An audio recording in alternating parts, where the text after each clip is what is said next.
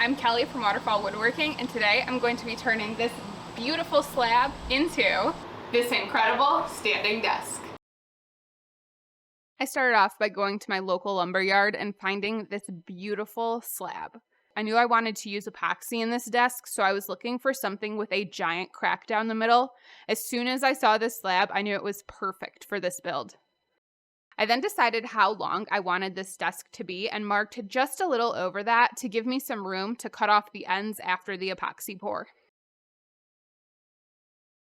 We then clamped a straight edge to the wood and lined up our circular saw. I had my husband cut this part because this saw is extremely old and kind of scares me, to be honest.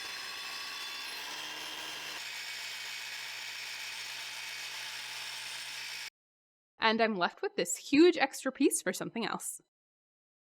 So now that the slab is cut to size, I am going to work on cleaning up the bark and getting the bark off of the live edge. I prefer to take bark off. It's already dead and I don't want it falling off down the line. And this particular piece doesn't have a whole lot of bark, so it's just easier to remove it now.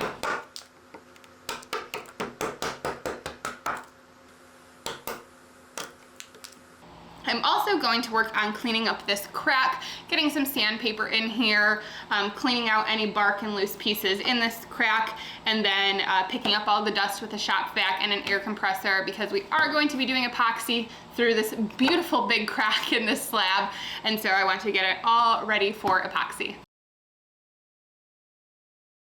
This is where, looking back, I should have done things a little differently. I wanted to avoid making a mold for this because I really didn't have the space to do so. So I decided to tape the entire slab, covering every section of that crack multiple times in every direction really, really well. I use this tape a lot for smaller epoxy projects, so I thought it would be okay. Spoiler alert, it wasn't. I also added a support piece to this edge to hold the tape in place. After very carefully flipping the slab over, it was time for the epoxy pour.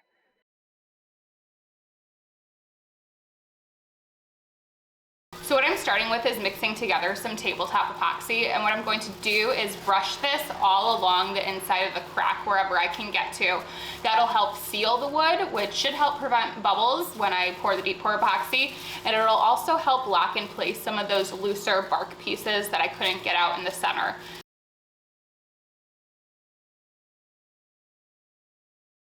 I'm using Total Boat Thickset Epoxy for this project and the color Violence Violet from Eye Candy Pigments.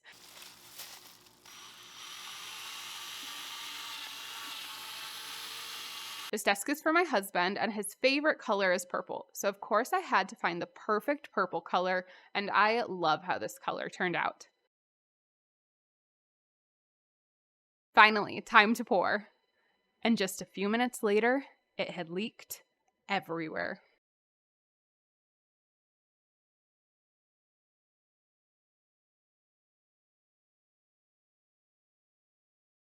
Okay, so after the spillage debacle, I think we're all set now. There's some dried epoxy on the bottom of this. There's some dried epoxy in the crack. I don't think we should have any more leakage.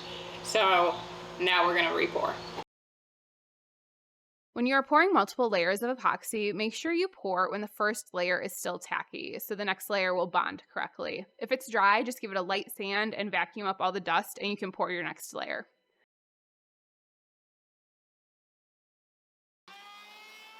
After the epoxy cured for a few days, it was time to remove all the overflowed epoxy.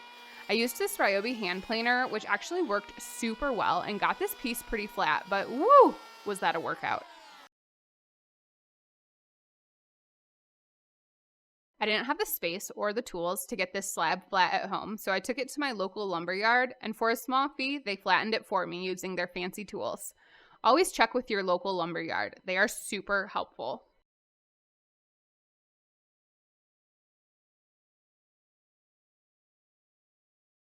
Once the flattening was done, I went in and filled any small cracks with some tabletop epoxy. And then it was time to sand for days. I started sanding at 60 grit and ended with 220 grit. With epoxy, you can go much higher in grit, but personally, for colored epoxy, I have found that I'm happy with how it looks at 220 grit. If I'm using clear epoxy, that's a different story, and I usually sand to 3000 grit. Don't forget to water pot by wetting the wood and sanding again for that extra smooth finish. For this desk, I'm going to be finishing it with the Walrus Oil Furniture Butter. I've actually never used this product before, but I've heard great things about it, and I'm excited to see how it's going to turn out. The moment we have all been waiting for. Seriously, this was so satisfying, and I was so thrilled to be applying the finish. Those colors just look amazing.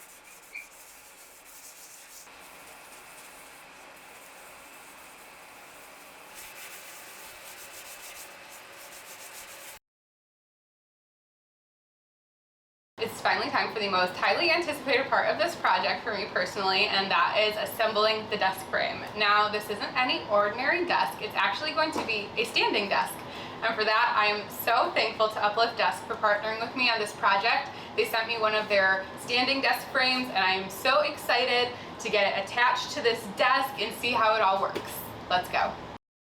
This Uplift desk frame was incredibly easy to install. The instructions are super clear, and they have a ton of videos online showing you how to install everything.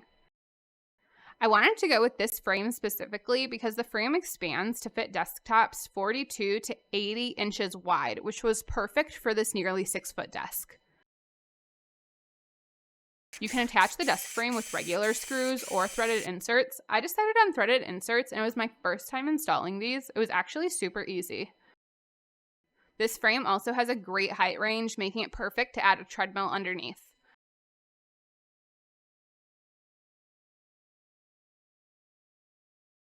The low-profile motor, cable management, along with a sleek one-touch keypad, this frame encompassed everything we wanted in a standing desk.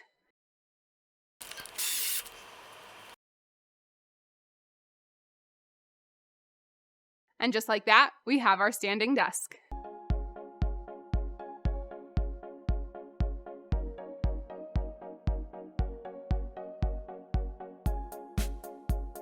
I am so incredibly proud of this project. This was my largest and most challenging project to date.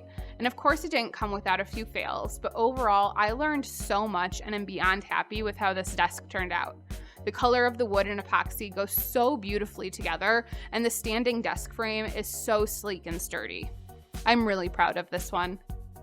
If you liked this video and want to see more DIY and woodworking projects, please make sure to subscribe to my channel down below. I'll see you in the next one.